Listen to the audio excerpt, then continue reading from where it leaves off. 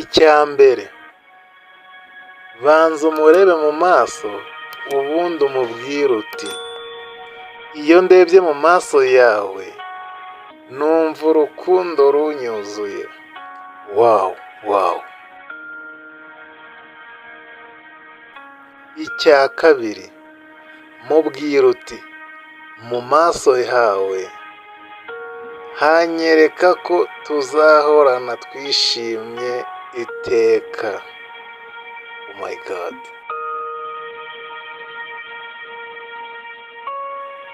Umutoma wa gatatu, mubwire uti so ni umujura,